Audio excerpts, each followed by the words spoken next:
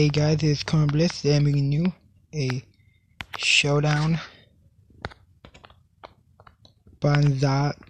Bonanza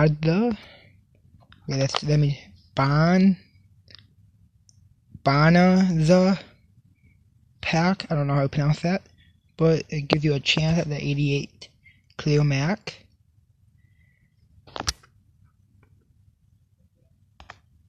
As I get, okay, that's not worth it. I mean, I could do it a bunch more times, but I don't feel like it. And then 3 Showdown batteries gets you a gold coat. 7 gets you a collectible. 10 gives you 3 gold puzzle training items. 30 gets you 5 of the training long shot items.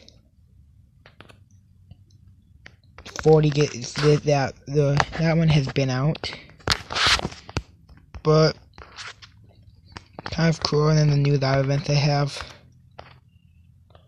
they aren't out right now, but they come out every time something really happens in the game.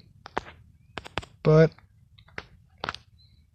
this is Corn Bliss signing out. Peace.